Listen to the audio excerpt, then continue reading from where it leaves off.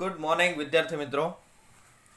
ચેપ્ટરની વાત આપણે આગળ વધારીએ. પરમાણુ ચેપ્ટર ચાલુ છે અને એની અંદર ગઈકાલે આપણે વાત કરી હતી પરમાણુના રુથરફોર્ડ મોડલની મર્યાદા જોઈ લીધી. ત્યાર પછી બોહર મોડલની ચર્ચા કરેલી હતી કે ભાઈ બોહર નામના વૈજ્ઞાનિકે જે મોડલ આપ્યું અને એની 3 અધિતર્ક અથવા તો 3 પૂર્વધારણાઓ કઈ કઈ હતી.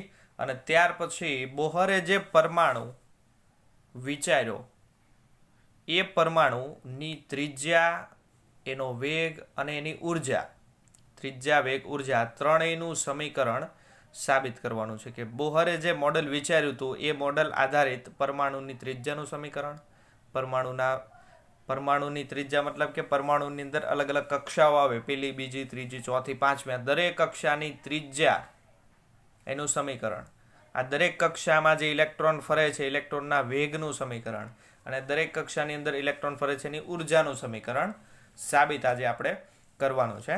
તો પ્રશ્ન છે, બોહર મોડલ આધારિત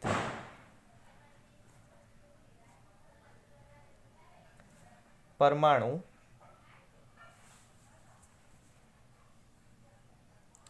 ની કક્ષાની ત્રિજ્યા Rn નું સૂત્ર તારવું. આ પ્રશ્ન છે. હવે ત્રિજ્યાને આપણે આર વડે દર્શાવે છે n એટલે કક્ષાનો ક્રમ. n નંબરના ક્રમની કક્ષા એની ત્રિજ્યાનું સમીકરણ લખો અથવા તો સાબિત કરવાનું છે. બરાબર. તો બોહર મોડલ યાદ કરો તો બોહર એક સિમ્પલ જે મોડલ આપેલું તે કંઈક આ પ્રકારનું હતું કે વચ્ચે એક ન્યુક્લિયસ હોય, આજુબાજુ ઘણી બધી કક્ષાઓ હોય. તો માની લો કે આ કક્ષાની અંદર એક ઇલેક્ટ્રોન પરિભ્રમણ કરે છે. બરાબર, આ દિશામાં ફરે છે અને ન્યુક્લિયસ છે તો ન્યુક્લિયસની અંદર પ્રોટોન, ન્યુટ્રોન હોય. ન્યુટ્રોન તટસ્થ છે એટલે એને વિદ્યુતભારનું કાંઈ કામ નથી, માત્ર પ્રોટોનના વિદ્યુતભારને ધ્યાનમાં લ્યો. માની લો કોઈ પણ ન્યુક્લિયસ છે, સોડિયમ ન્યુક્લિયસ છે. ચાલો, સોડિયમની અંદર 11 પ્રોટોન આવે તો પરમાણુ ક્રમાંક સોડિયમનો કેટલો છે? Z બરાબર 11. તો કેન્દ્રમાં 11 પ્રોટોન છે તો કેન્દ્રનો વિદ્યુતભાર કેટલો થાય? 11 E જેટલો થશે. એક પ્રોટોનનો વિદ્યુતભાર E જેટલો, એવા કેટલા છે? 11. એટલે ટોટલ વીજભાર કેટલો થશે? 11 E. આ ધન વિદ્યુતભાર છે ને, પણ 11 સોડિયમ માટે વપરાય. કોઈ પણ XYZ પરમાણુ હોય તો એના માટે કેન્દ્રનો વિદ્યુતભાર છે એને ZE વડે દર્શાવાય, જ્યાં Z એટલે પરમાણુ ક્રમાંક, Z એટલે પરમાણુ ક્રમાંક. હાઇડ્રોજન હોય તો Z બરાબર 1 થાય, હિલિયમ હોય તો 2 થાય. એટલે હિલિયમના ન્યુક્લિયસની અંદર 2 પ્રોટોન હોય તો ન્યુક્લિયસનો વિદ્યુતભાર કેટલો થાય? 2E જેટલો. એવી જ રીતે Z એટલે પરમાણુ ક્રમાંક ધારવાનું છે. બોહર મોડલ એની વાત કરીએ તો આ સેન્ટરની અંદર કેટલો વિદ્યુતભાર છે? પ્લસ ZE જેટલો, અને એની આસપાસ એક ઇલેક્ટ્રોન પરિભ્રમણ કરે છે. હવે આ ઇલેક્ટ્રોન કોઈ પણ કક્ષામાં ફરી શકે, પહેલી, બીજી, ત્રીજી, ચોથી. તો માની લો કે આ n નંબરની કક્ષામાં ઇલેક્ટ્રોન ભ્રમણ કરે છે. તે કક્ષાની ત્રિજ્યા Rn જેટલી છે અને આ ઇલેક્ટ્રોનનો વેગ Vn જેટલો છે. n નંબરની કક્ષામાં વેગ Vn, n નંબરની ત્રિજ્યા, n નંબરની કક્ષાની ત્રિજ્યા Rn. બરાબર. ચાલો, હવે ઇલેક્ટ્રોન અહીંયા વર્તુળ માર્ગે ફરે છે તો ઇલેક્ટ્રોનની ચર્ચા કરી લઈએ. તો બોહર મોડેલ અનુસાર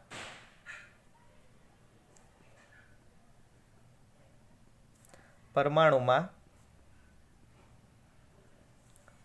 m દળ ધરાવતો ઇલેક્ટ્રોન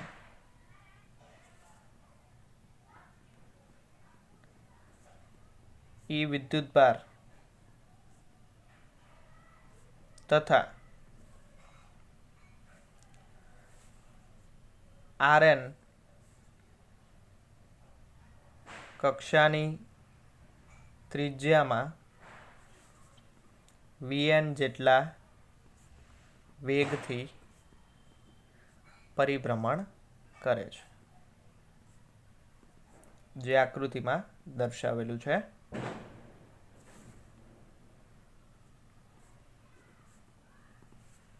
ચાલો, પરિભ્રમણ કરે એટલે કેન્દ્રગામી બળ લાગે. કેટલું લાગે? m²/r જેટલું લાગે. અને આગળ આ ચેપ્ટરમાં આપણે ચર્ચા કરી હતી કે ઇલેક્ટ્રોન વર્તુળ માર્ગે ફરે છે એટલે કેન્દ્રગામી બળ લાગે એટલે કે કેન્દ્ર ત્યાગી લાગે. તો કેન્દ્ર ત્યાગીને સમાવે કોણ? તો કે કેન્દ્ર અને ઇલેક્ટ્રોન એટલે કે ધન વિદ્યુતભાર અને ઋણ વિદ્યુતભાર વચ્ચે જે કુલમ બળ લાગે છે એ એને ઇક્વલાઇઝ કરશે. એટલે અહીં ઇલેક્ટ્રોન ન્યુક્લિયસની આસપાસ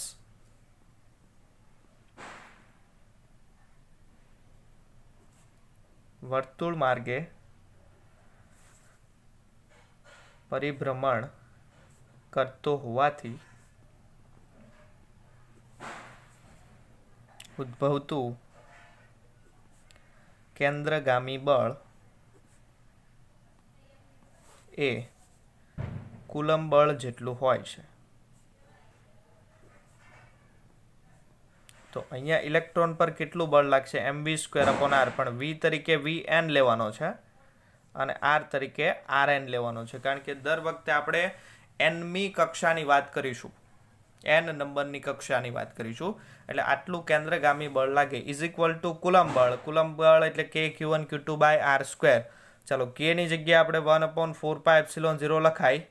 q1 એટલે કેન્દ્રનો વિદ્યુતભાર કેટલો છે? Ze.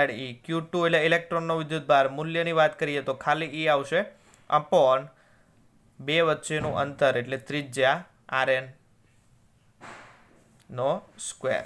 એટલે આ બની ગયું k q1 q2/r². ઓકે, ચાલો હવે આ બંનેમાંથી જુઓ તો rn એક ઘાત કેન્સલ થઈ જાય, એટલે અહીંયા શું વધશે? mvn² is equal to 1/4πε0 into Ze²/rn. Okay, આ એક સમીકરણ મળ્યું.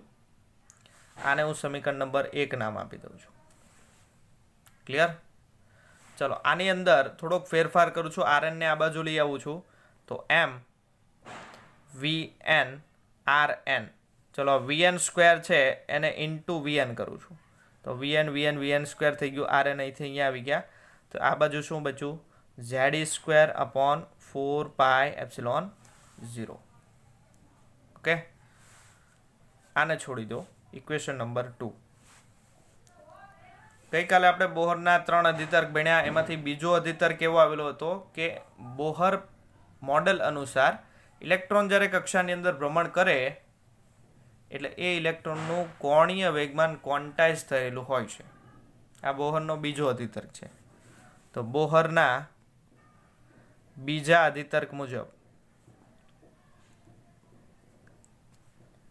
તો બીજા અધિતર્કની અંદર એક ઇક્વેશન આવેલું કે કોણીય વેગમાન એટલે L, પણ nમી કક્ષામાં કોણીય વેગમાન લઈએ તો ln કહેવાય. આ કોણીય વેગમાનનું સમીકરણ આવ્યું હતું mvr એટલે mvn/rn, અને હજી એક સમીકરણ આવ્યું હતું nh/2π. બીજા અધિતર્ક છે, આમાં કંઈ નવી વાત નથી. બોહરનો બીજો અધિતર્ક વાપર્યો છે. કોણીય વેગમાન કેટલું હોય?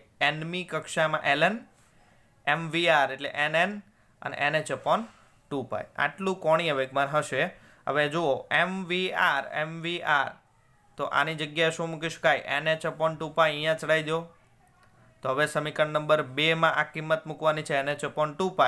તો સમીકરણ નંબર 2 પરથી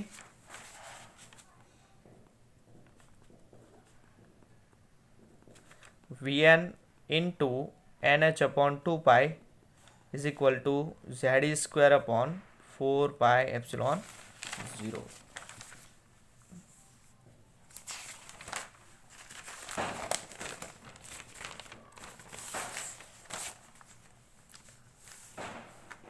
ચાલો આમાંથી vn ને કરતા બનાવી દો. તો vn is equal to 2π છે, 4π છે, અહીંયા ખાલી બગડો વચ્ચે, nh આ બાજુ લઈ જાઓ તો અહીંયા છે Ze² અપોન અહીંયા 2 વધ્યો, nh અહીંથી આવ્યો એટલે 2nh/0 હતા, 2nh/0. તો આ મળી ગયું nમી કક્ષાની અંદર ઇલેક્ટ્રોન જે ફરે છે એના વેગનું સમીકરણ. આ સમીકરણ nમી કક્ષામાં ભ્રમણ કરતા ઇલેક્ટ્રોનના વેગનું સમીકરણ છે. એટલે આ વેગનું સમીકરણ ડાયરેક્ટ ગોખવાનું પણ છે અને થિયરી પણ આખી યાદ રાખવાની છે. જો આ ડાયરેક્ટ કેમ ગોખવાનું? કારણ કે આના પરથી MCQ દાખલા આવશે.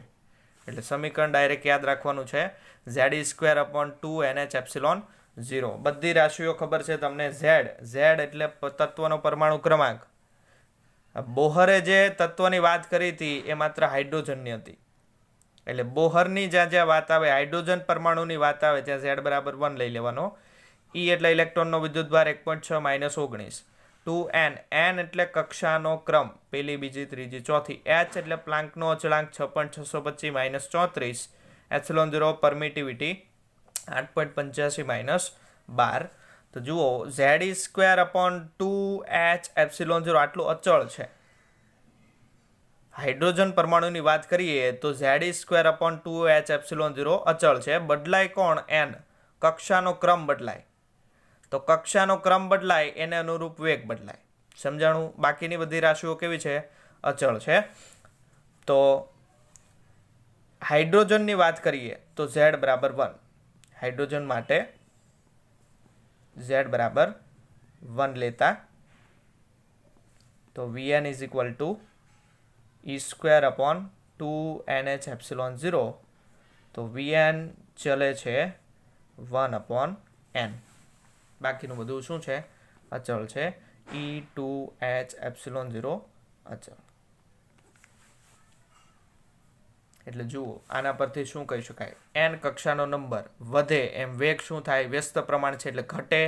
એટલે હું એમ કહી શકું પહેલી કક્ષામાં ઇલેક્ટ્રોન ફરે છે અને બીજીમાં ફરે છે. આ બેમાંથી કઈ કક્ષામાં ઇલેક્ટ્રોન ઝડપથી ફરતો હોય? પહેલીમાં.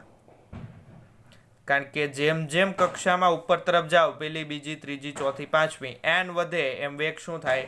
ઘટે. એટલે સિમ્પલ ભાષામાં એવું કહી શકાય કે ન્યુક્લિયસની આસપાસ અલગ અલગ કક્ષાઓ હોય તો જે નજીકની કક્ષાઓ છે એમાં ઇલેક્ટ્રોન ઝડપથી ફરતો હોય. જેમ જેમ દૂર જાઓ એમ ઇલેક્ટ્રોનની ગતિ કેવી થઈ જાય? ધીમી પડી જાય. અનંત નંબરની કક્ષામાં જાઓ, ચલો ઇન્ફાઇનાઇટ નંબરની કક્ષા, તો એમાં વેગ 0 હોય.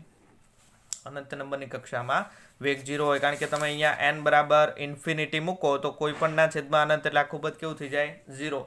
એટલે અનંત કક્ષામાં ઇલેક્ટ્રોન સ્થિર હોય. આ એક ધારણા છે. અનંત કક્ષામાં ઇલેક્ટ્રોન ક્યારેય હોઈ શકે નહીં. પણ જો આપણે એવું ધારીએ સૂત્ર પ્રમાણે તો અનંત કક્ષામાં ઇલેક્ટ્રોનનો વેગ કેવો હોય? 0 હોય. ક્લિયર? તો આ વેગનું સમીકરણ મળ્યું. અને આ સમીકરણ પરથી એવું લખી શકાય Vn ચલે છે Z/n. બરાબર? કોઈ પણ પરમાણુ માટે. ખાલી હાઇડ્રોજનની વાત કરવામાં આવે તો Vn ચલે છે 1/n. કોઈ પણ પરમાણુ હોય તો Z ની અલગ અલગ વેલ્યુ મૂકો એટલે Z/n. તો આ વેગનું સમીકરણ મેળવ્યું. હજુ પ્રશ્ન આપણો બાકી છે. પ્રશ્ન છે ત્રિજ્યાનું સમીકરણ મેળવો. ત્રિજ્યાનું સમીકરણ. તો વેગનું સમીકરણ મળ્યું છે. એ વેગને આપણે ક્યાંક મૂકીએ તો ત્રિજ્યા મળશે. ક્યાં મૂકીએ? અહીંયા મૂકીએ. આની અંદર જુઓ MVn Rn છે. એમાંથી Rn ને કરતા બનાવો. Vn ની કિંમત મૂકીને પેલી સાઈડ મોકલી દો. બરાબર? તો આના પરથી આપણને મળી જશે. આને ઇક્વેશન નંબર 3 કહી દઈએ. આને ઇક્વેશન નંબર 4 કહી દઈએ. તો સમીકરણ નંબર 4 ને સમીકરણ નંબર 3 માં મૂકતા તો m Vn Rn, Vn ની જગ્યાએ આખું પદ મૂકી દો. Z²/2NH∈0 into Rn = NH/2π. ચાલો Rn ને કરતા બનાવો. આખું પદ પેલી સાઈડ જશે એટલે વ્યસ્ત થઈ જશે. તો Rn = આ નીચે આવી જશે. બરાબર? આખું પદ નીચે જશે એટલે m નીચે આવે. ઉપર NH છે એની સાથે આ ગુણાય છે એટલે 2NH એટલે n²h². ε0 ના ε0 છે અને છેદમાં આ જે mZ² છે નીચે જતું રહે 2πmZ². 2 2 કેન્સલ થાય એટલે સમીકરણ બનશે n²h²ε0/mπZ². આ મળી ગયું ત્રિજ્યાનું સમીકરણ. Equation number 5. તો સમીકરણ નંબર 5 એ nમી કક્ષામાં અથવા તો nમી કક્ષાની ત્રિજ્યાનું સમીકરણ છે. બરાબર. આ સમીકરણ પરથી શું કહી શકાય? તો h એપ્સિલોન 0 m પાઈ ઈ સ્ક્વેર આટલું અચળ છે. તો Rn ચલે છે n² બાય ઝેડ. અને હજુ આપણે હાઇડ્રોજન માટે લઈએ તો હાઇડ્રોજન માટે Rn ચલે છે n². બરાબર. એટલે બે સંબંધ અને બે સમીકરણ ડાયરેક્ટ ગોખવાના છે. આખી થિયરી પણ બહુ જ ઇમ્પોર્ટન્ટ છે. બંને વસ્તુ યાદ રાખવાની છે. ક્લિયર? તો અહીંયા સુધી પ્રશ્ન પૂરો થાય છે. nમી કક્ષાની ત્રિજ્યા અને nમી કક્ષામાં ભ્રમણ કરતા ઇલેક્ટ્રોનનો વેગનું સમીકરણ સાબિત કરો. અહીંયા સુધી લખવાનું.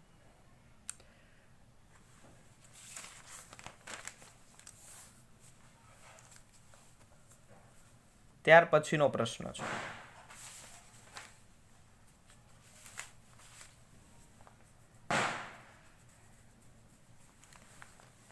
nમી કક્ષામાં ભ્રમણ કરતા ઇલેક્ટ્રોનની ઉર્જાનું સૂત્ર